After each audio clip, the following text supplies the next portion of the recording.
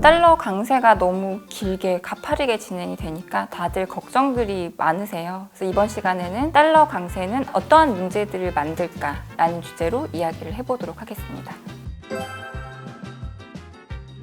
일단 달러는 미국의 통화이기 때문에 미국의 입장에서 어떠한지 고민해 볼 필요는 있다라고 생각이 되고요. 트리핀의 딜레마라고 말씀드렸고 결국 신뢰성을 유지하기 위해서 달러가 강해져야 된다라고 말씀드렸기 때문에 달러 강하면 미국에 좋은 것 아닐까라고 생각을 하실 수도 있습니다. 항상 신뢰라는 거는 가치의 문제잖아요. 경제 논리에 가치가 들어가면은 경제적으로는 뭔가 희석되는 부분이 있는 것 같아요. 사실 우리나라랑 똑같이 생각하시면 될 것 같아요. 우리가 원화 강세, 즉 환율이 빠지면 우리가 제일 먼저 하는 얘기가 수출 안 된다. 이런 얘기들 많이 하잖아요. 미국의 입장도 마찬가지일 거고요. 과거 수출 증가율과 달러 지수의 흐름을 그려보면 역외상관성이 비교적 뚜렷하게 나타납니다. 아시다시피 미국이 수출해서 먹고 사는 나라는 아니잖아요. 그래서 사실 크게 신경을 안 쓸 수도 있는데 오바마 대통령 때부터 미국이 수출에 신경을 쓰기 시작을 했습니다. 우리 수출 잘해보겠다.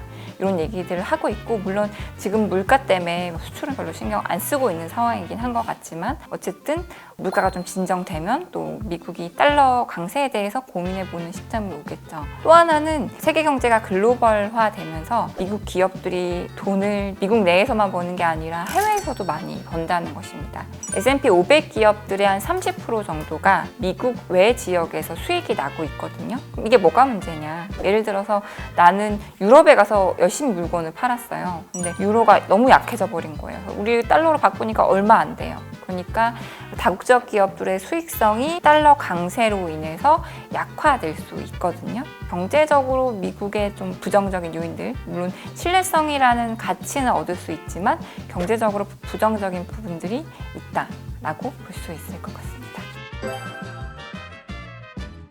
사실은 이렇게 생각해 볼 수도 있을 것 같아요. 미국 경제가 좋으면 낙수 효과로 전 세계 경제가 좋고 그러면 미국 경제가 좋아서 달러 강세라도 다른 나라 경제도 좋을 수 있는 거 아니냐라고 이렇게도 생각해 볼 수 있잖아요. 논리적으로. 근데 사실 과거 글로벌 성장률과 달러 지수를 그려놓고 보면 비교적 역외상관성이 뚜렷하게 나타납니다. 저는 이 부분이 글로벌 경기의 달러 간의 관계가 인과관계일 수도 있고 그냥 어떤 원인에 대해서 동시다발적으로 나타난 현상이라고도 보고 있거든요. 인과관계라는 그런 측면에서 봤을 때 통계적으로 달러가 강해지면 모든 통계적으로 수축돼 보이는 그런 흐름들이 나타나요. 예를 들자면 다 외환보유액이 있잖아요. 우리도 외환보유액이 있고 외환보유액 나오면 항상 외환보유액 준 이유 중에 하나가 달러 강세 때문이다 라고 얘기가 나올 때가 있습니다. 우리 외환보유액 중에는 유로도 있고 옌도 있거든요. 그럼 달러 강세가 되면 자연적으로 우리가 갖고 있는 유로와 엔화가 쪼그라들어요. 우리가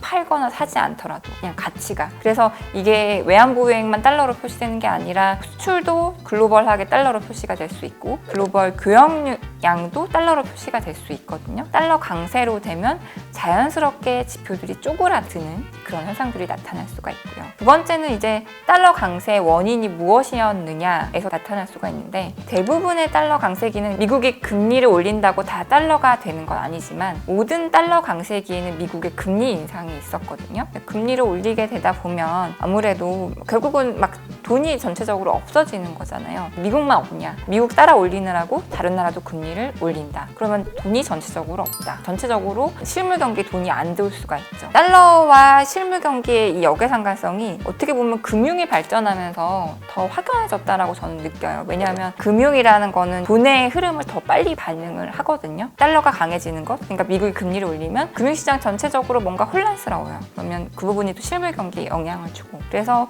결론적으로 미국 달러와 글로벌 경제는 비교적 뚜렷한 역외상관성을 갖는다. 쉽게 말하면 달러 강세면 전반적으로 분위기 안 좋다. 이렇게 결론을 지어볼 수 있을 것 같아요.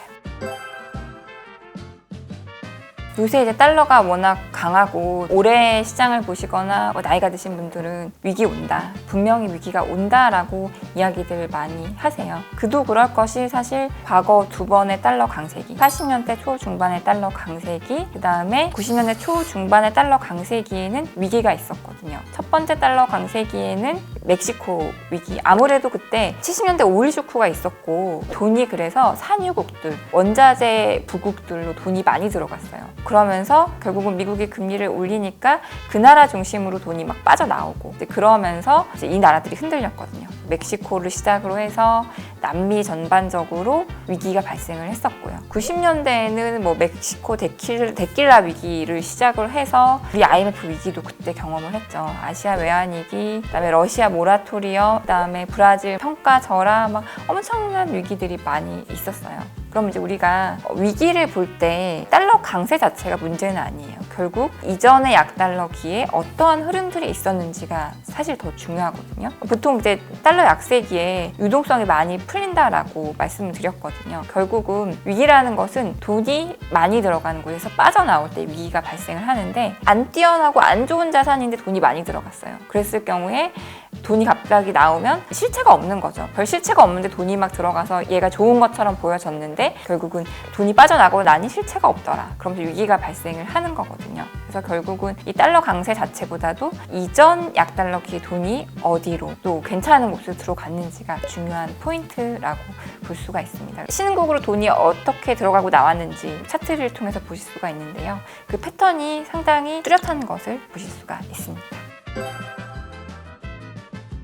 사실 많은 사람들이 항상 이번엔 별일 없을 것 같다. 저 역시도 괜찮을 것 같다라는 생각들 하지만 무조건 어쨌든 강달러기에는 위기들이 있었기 때문에 우리가 안심할 수는 없겠죠. 약달러기에 돈이 어디로 갔는지가 더 중요하다고 말씀을 드렸는데요. 항상 신흥국에서 위기가 왔기 때문에 신흥국 별일 없는지 다들 열심히 보고 계시거든요. 근데 14년도에 신흥국 위기가 한 번 있었어요. 그때 이후로 신흥국으로 돈이 별로 안 들어갔어요. 그렇기 때문에 지금은 신흥국에서 갑자기 돈이 빠져나와가지고 뭔가 위기가 발생할 가능성은 매우 낮다라고 생각이 되고요. 신흥국들도 두 번의 경험이 있어가지고 굉장히 건전성 관리를 몇몇 뭐 아르헨티나, 터키 이런 데 빼고는 비교적 관리를 잘 해왔고요. 그럼 이제 뭐 달러랑 상관없이 어디서 위기가 올 수 있을까를 좀 고민을 해보면 위기가 오는 그런 패턴들은 하나는 신흥국에서 한 나라 나빠서 신흥국 전체적으로 돈이 빠져나오면서 나오는 위기가 있을 수 있고 두 번째는 우리가 그 2008년도 금융위기처럼 선진국, 미국이나 유로존의 민간 부분이 뭔가 안 좋아요. 민간 부분, 가게나 기업한테 돈을 빌려준 은행이 문제가 생겨요. 선진국의 은행 시스템이 문제가 생기면 글로벌 금융 시스템에 문제가 생겨요. 이런 패턴들도 고민해 볼 수 있거든요. 지금 제가 주목하고 있는 거는 제일 문제가 빚을 많이 지는 주체가 누구냐. 가게 아니고 기업 아니고 결국 정부거든요.